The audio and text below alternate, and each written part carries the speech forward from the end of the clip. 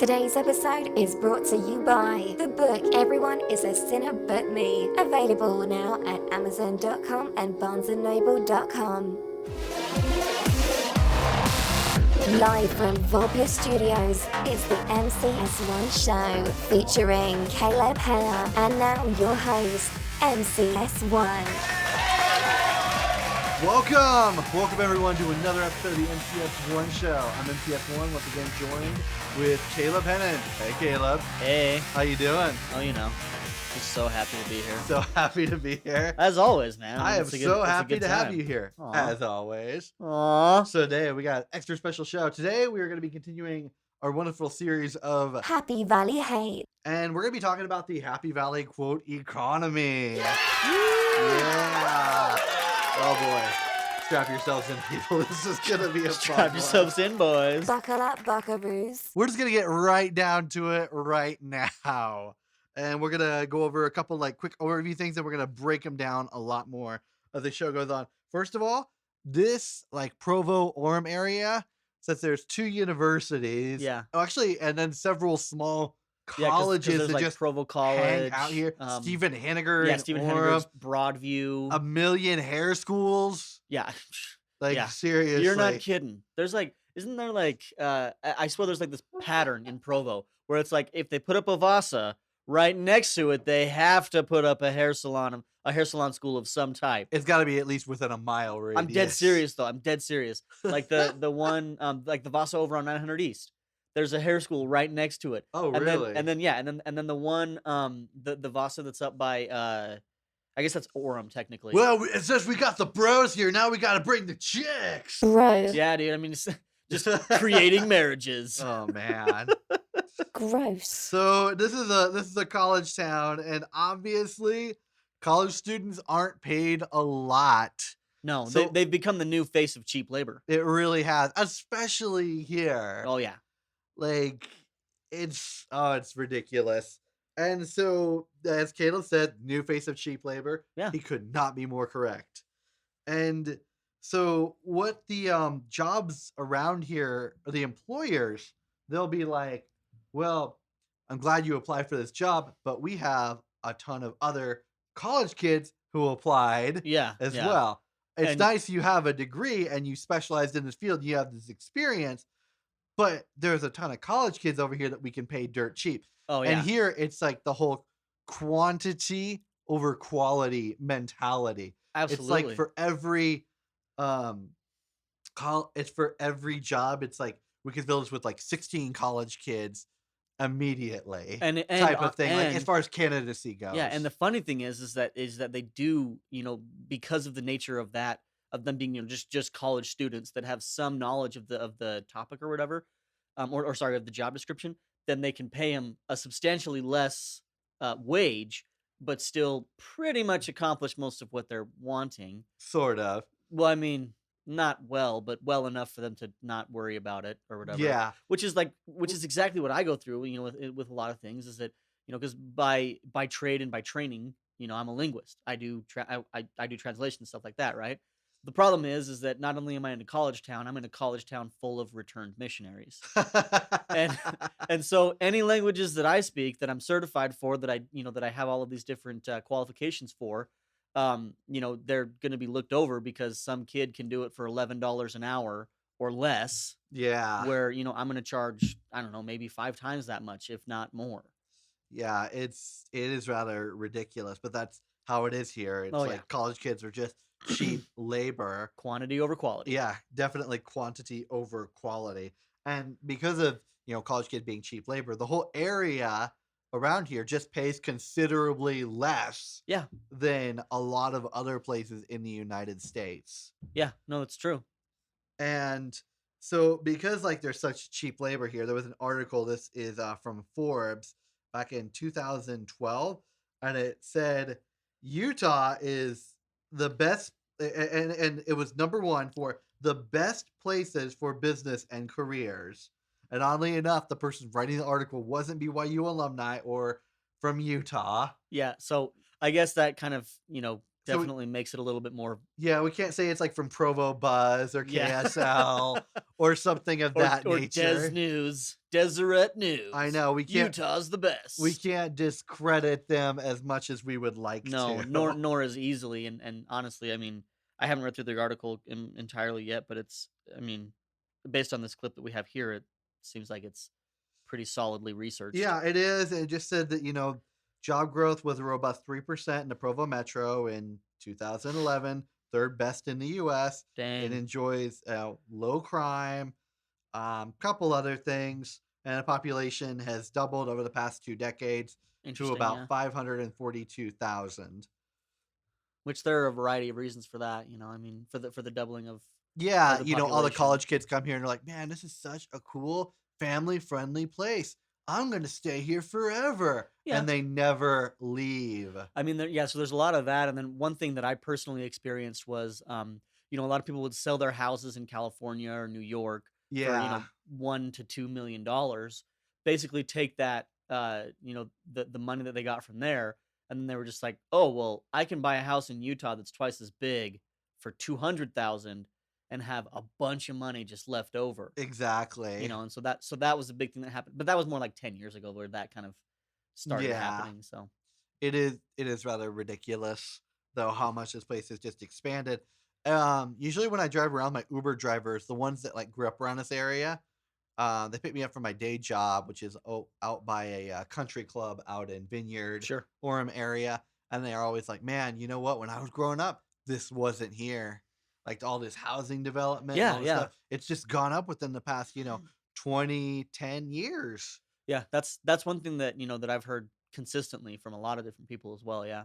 So, Just expanding like crazy." interesting. But despite how, the population is growing so much, expanding this job stuff, everyone around here always seems to act like there's some sort of economic crisis happening. Yeah, it's so funny. It's the weirdest thing. It's like everything's going so well here, and they're like, "Oh man, it's gonna hit soon," or It's just so hard right "Yeah, now. I have no money," and it's like the Yeah, it's ridiculous. craziest. It's the craziest thing. Well, and my first thought always when someone says to me, "Oh man, I'm so strapped for cash right now." My first thought is always, "Well, you're an idiot then. How did you lose all your money? Yeah, This is a pretty good place right now and for and and economically." and food wise, it's pretty cheap, Oh, dude, ridiculously. ridiculously cheap. Um, I mean, when Little Caesars isn't the only place you can get a large pizza for $5, you know that the place is pretty cheap for food. exactly, exactly. So I'm sorry, I don't know. I just don't know what these people are talking about. Yeah, and so um, I'm still having a hard time attributing some actual evidence or even finding stats to this Happy Valley economic Yeah, crisis it's because it's bogus, dude. I'm It's sure there bogus. aren't any. It's bogus. But I came up with some stats or just some things that I saw that could equate to this, I'm guessing, Yeah, I, um, I, I guess, to man. I make mean, Happy Valley seem more derogatory than I already do. which I mean, like the article said, with Utah being so business friendly, it's like there are tons of jobs. Yeah, You know, that's always exactly. the funny thing to me too. Is people are like, "Oh, I can't find a job." Why? I Yeah. mean, are you just like, do you have certain mental issues that make you unable? What? I met a guy the other day and he was just telling me, he goes, I think there are more jobs here than there are people. Dude, that's possible, And which it is which could is be. crazy to say. I mean, and not all those Are they jobs are going to great be. jobs? No, no, No, no, not all of no. them are going to be, CEO of a major tech company or something like that. But I mean, Also not a great job. Suck it, tech companies. I, I mean, but I mean, there's plenty of jobs, because every time I walk into any kind of a restaurant, they're always like, "Open interviews today. Just walk Yeah, in and ask for an everywhere around interview." here is hiring. Yeah, The other day, Shane Barker and I we were driving around and we saw like Subway hiring. yeah. Um McDonald's is constantly I hiring. know, like Burger King everywhere. is always hiring. It's there's always jobs at Walmart, Yeah, kids. yeah. There's always jobs at Walmart. Ugh. Chuck E. Cheese was hiring. I drove past there today, and they have a Man, big I don't know sign. which is crazier. Chuck E. Cheese is hiring, or they're still in business, or they have the capital to provide for more employees. I'm Well, not really sure. it's a pretty popular place in Utah, where a kid could be a kid. where a kid can be a kid and where adults can live off of that lovely nostalgia drug. Gross. Screw nostalgia.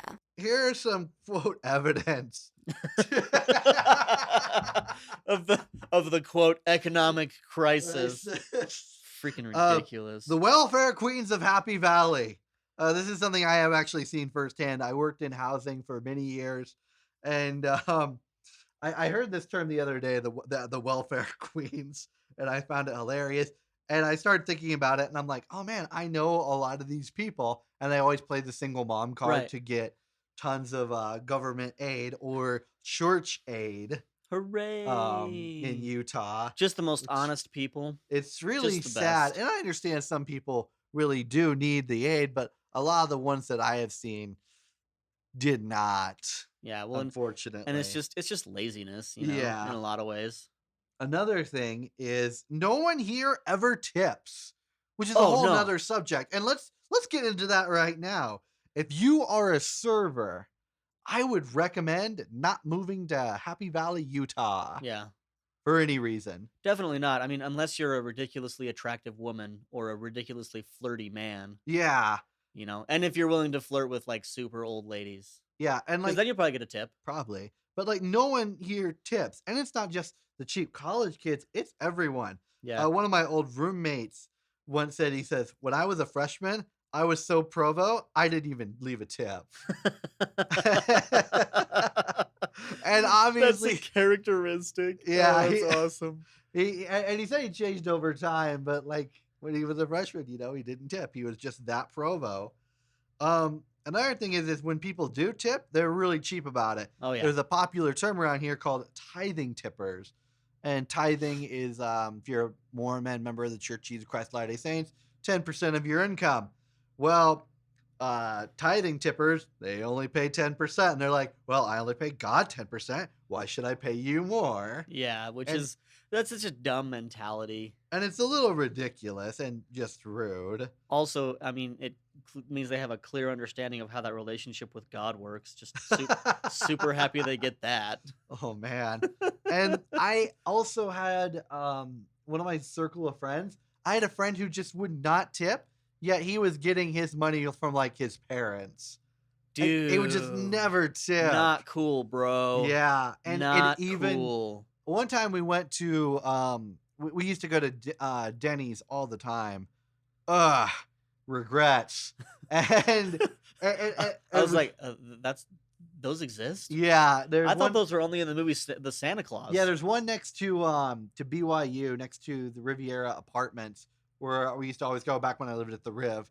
And so Didn't that place get run out of business by real restaurants? no, they tried putting up one next to it, and then that one went out of Ew. business, I think, Ew. which is really sad. But so we decided to start going to another Denny's, and we went there, and one of the other people within the circle of friends knew the manager there.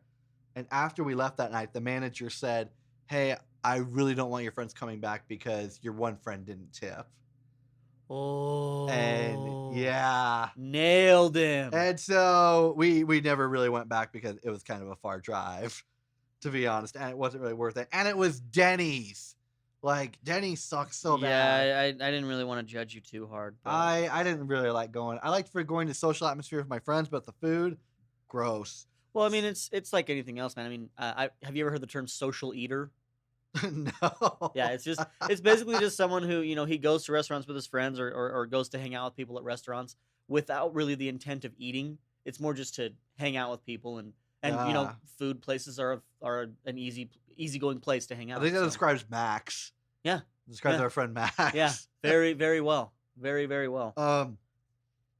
And so then another thing that that we'll hear for people who not wanting to tip is they always pull the classic, well, I've got a family to provide for. I'm so tired of that. And it's so bad. I'm so and it's tired of that. Crazy around here. And the best part about it is it's like they always say like, well, I'm putting money into my kids' college fund and things like that. Well, unfortunately, there's kind of a vicious cycle that happens here in Happy Valley where the parents end up dropping out of school Yeah, because they 'cause get they're married trying so to, yeah. they get married so early, have a family, and they don't really ever continue. But yet they put aside their money so that their kids can go doing this exact same thing. Yeah, because I mean, the thing is you're setting up a vicious cycle by you not finishing your degree. You're basically telling your kids, "Oh, it's cool, don't worry about it." Yeah, it's okay to quit. Speaking of okay to quit, here's an interesting fact. I haven't quite brought this up yet, but the Y up at on the BYU On the mountain. mountain, Yeah, the Y is a monument to quitting. Now, for those that don't know who are not from around here, around Provo, Pleasant Grove, and a lot of other places, they have like Hollywood-esque type letters yeah, up on the mountain. And for Provo, it's a Y. right. And the way that it got created was a bunch of BYU students were they were about to graduate, and they're like, "Hey, I got an idea. Let's put BYU up on the mountain." Oh, And so they no. start with the Y in the middle, and then they were going to build out the U And the B. and then the B. And so they finished building out the Y, and they're like, "Yeah, let's finish the rest tomorrow. You'll all come back, right?" And everyone's like, "Yeah, totally." And none of them came back, and none of them finished it. And so the Y is literally a A monument, monument to to quitting, quitting. That's which awesome. is pretty descriptive to this whole area. That is hilarious. So, moving away. BYU, when you don't really plan on finishing anything and want to be identified as the Y. Exactly. Why didn't we finish? So, I'm not saying I'm building a Cards Against Humanity deck, but I may be. But if you were, If I was, I would have a white card on here that would be a monument to quitting, and then I would have another white card related to I would have another white card that would say not tipping because you're saving up for your future child's college fund, even though you just dropped out of college.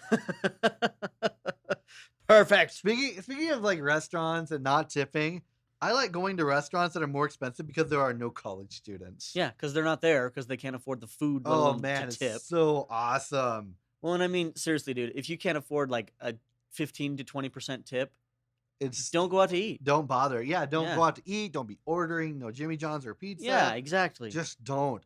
So, speaking of college kids, let's talk about some ways that they are exploited besides their cheap labor. Sure. Caleb, you ever gone on vacation and seen things like travelers discounts and tourist traps Yeah, areas? yeah. So they have those types of things here. They're called starving students cards. Oh man. And so what these are these like discount card booklets for random businesses throughout the Happy Valley area of just discounts, basically a coupon book. Right, right. But and they sell them for like $25 a piece, and they will sell these at schools. They'll Mhm. sell them everywhere. Yeah. It's ridiculous. Like people will set up booths in the hallways. Oh, it's just crazy. One time I was working at the Riviera, and one kid came in and he's like, "Hey, can I go door to door and sell these?" And it was this kid that I knew, and I gladly said no because I didn't like that kid. I didn't like the starving student cards. But people will go door to door trying to sell these. And the best part is guess who they get to sell them? College kids. College kids. It's the poor robbing the poor. Yeah. A better description of that has yet to be put forth. No, it is not. So we're gonna get into our last big thing, and this is like probably the biggest thing And the most annoying thing. and the most annoying thing. It is like nearly impossible to sell anything at a full price or even slightly discounted around here because people are so cheap, and everyone tries to lowball like crazy. Now, there's a news outlet around here called KSL, and on there they have a classifieds ad, and this is primarily like the Craigslist of Utah. Yeah. Utah as Yeah. far as exchanging goods. Especially in Utah Valley. Yeah, Happy especially in Valley. Utah Valley. And so when you message someone a very pathetic offer, my friend Shane came up with this name. It's known as the KSL lowball. And it's so accurate because every time I've listed something on KSL or just even around here, everyone tries to lowball me with offers. Oh, like it's awful. really bad It's offers. ridiculous. And they act like they're doing me a favor, which Yeah. is like the worst part of it. Yeah. Like, I don't mind saying no, but it's like, you're not really helping anyone here. Yeah, well, and that's the funny thing about it too is that they really do have the mentality of, oh, well, I'm buying your stuff, so I'm helping you. Yeah. You're not helping me. And everyone here seems to think they're like some master negotiator. And so one of their favorite tactics is of this master negotiation is they come in and they treat people so crappy that Yeah, it tries to wear down their self-esteem that they'll eventually be able to buy something super cheap from someone. Yeah, Which which is is- ridiculous. and Like, honestly, that's just over the top lame. could you imagine this in a hostage crisis situation? All right, guys, let's bring in the master negotiator. All right, here he is. All right, he's gonna talk to you about your demands. You know, the master negotiator And gets then on. he He goes, just- "Yeah, how about you like release all the hostages and just turn yourselves in, and maybe we might show some mercy." Because if you don't, you're just an a-hole. Yeah, I mean, you don't want to be that guy, do you? I mean, do you? Do you? Do you wanna I be mean, that guy? Do you really want to be that guy? And that's And then the guy on the inside is like, what? and then you hear gunshots. Like Like, that's the type of master negotiators that are around here, and it's so ridiculous. I was selling an iPad and knew the iPad goes for about $450 to $500, right. and someone just sent me, and I was I was being fair with my asking price. I was thinking $350. Sure. That's Maybe- honestly that's pretty dang good for Yeah, an iPad. $300 at the lowest, and I took really good care of the iPad. I still had the original box. I had the original packaging, and like I repackaged it back up. I ended up selling it to my roommate, and my roommate was like, "Wow, this thing looks brand new." And so, but someone from KSL messaged me, and he's like, "Take $250 for the iPad." Just that was it. Take $250 for the iPad. Not, "Hey, here's the offer." Not, "Will you take this?" It's, "Hey, take $250 for the iPad." And so things like that, I will either just ignore them straight up, or I was selling something recently. The value for it was about $1,200. List it for $900. That's a pretty good discount. Yeah, and someone was like, "Take $700 for it." You know, I love that they're coming to you with demands. yeah, and here's the thing: like when you negotiate and haggle, it's not really good to do it over a text message when you haven't seen the item and you're not there. Because if you're haggling in person, it's a lot easier because most likely the person who's selling something just wants to get you out of their hair because you're so annoying. Right. And so I was just like, "Oh, I'm sorry, I want much more, but have a good day, thank you." And I think Genius. I think it blew them away because they were like, "Oh my gosh, this guy's nice," or they're oblivious, they don't understand, and they're like, "Well, will you take $800 for it?" And I was just so jaded by this jerk that I didn't even bother, and I ended up selling the item to someone else anyway. Yeah.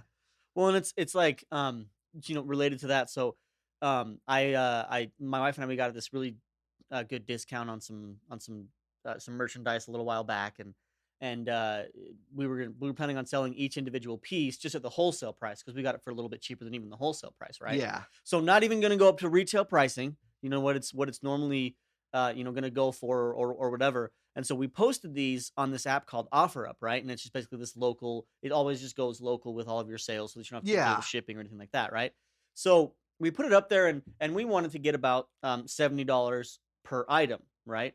And this guy comes back.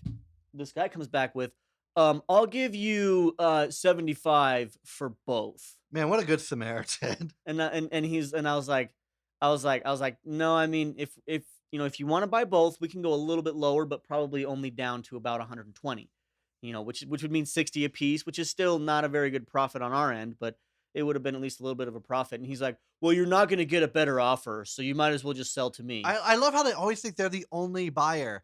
Yeah. And the best part is like they put out these crazy demands within like 24 hours of the item even being up. Yeah. And it's like, it hasn't been like 2 or 3 weeks or like months even. Yeah. It has been like a day, maybe 10 minutes. Yeah. Even sometimes it's been like just not even an hour. Yeah. You're not going to get a better offer, bro. Well, because like that was the case in this one too. Like I posted it in the morning at like 11 or so, right? And then I got the offer at 12:45. Oh my god. And he's like, you're not going to get a better offer than that. And then lo and behold, 2 hours later, I got a guy that was like, yeah, I'll give you 70 for 70 each. Yeah.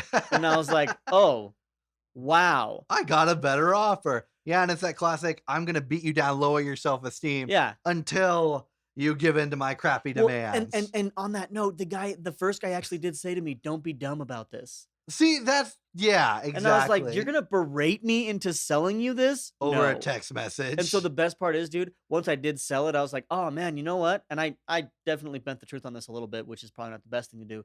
But I actually wrote the guy back and I was like, oh man, somebody actually highballed me and I sold them for 80 apiece. He's like raging. He's like, oh, don't be a jerk about this, man. That probably, I mean, He found my buyer. it probably wasn't like the nicest thing for me to do, but it's like I sold him for the full price that I wanted to sell him for. Yeah. And all I had to do was wait a couple extra hours. It wasn't even like a full day. It was a couple extra hours. And like the thing is, it's like I can understand like people like lowballing by like maybe like 10, 15, 20% sure, even. sure. But that some- happens. But somebody 20% is a stretch. But like, or some of these guys that they just try to stretch it like Dude, this an guy, insane amount. like I said, like this guy wanted 75 for both of them. Like the math on that, that's about 52% of the overall price that I'm asking. And Are you joking me? And that's how it is here. Like people would just try to lowball like so bad. Yeah, it was ridiculous. It was really funny though. I showed my wife like his initial text and she was like, "Yeah, we're not going to sell to that guy." So another thing about the crappy buyers around here is I hate selling things locally just generally, but a while ago I was like, well, I'm going to sell something on eBay. Sure. Buyer turned out to be local, and they're like, hey, could I just get this from you? That way you don't have to pay shipping. Could I put free shipping on there? And so I would eat the shipping costs. I said, yeah, that's fine. So he gets the item, an hour later he emails me and he's like, oh, the item wasn't described, all this crap, and just starts complaining. But as he picked it up, he's like, oh, this is perfect. And it wasn't an electronic item. It was a piece of jewelry, actually. And so, What the freak? And so he was like super mad about this. So there's no functioning, like there's no different functionality. No, from the time exactly. that he It was picks just it him up. whining and trying to lowball after the fact. He was threatening to leave bad feedback unless he got a discount. I said, all right, fine. I'll give you this much of a discount. And then he was threatening me again, wanting more. And I said, this is it. Take it or leave it or return it. And so then he goes, fine. And so he took it. He left positive feedback. That was the end of it. What a jerk, man. It's and that's the what a classic. jimmer. I know, seriously. It actually was Jimmer. Oh, No, it wasn't. wait, but did he ask to cut in line before? Yeah, he did. Like some other eBay guy was there and he wanted to cut in line in front of him. He's like, I got first dibs.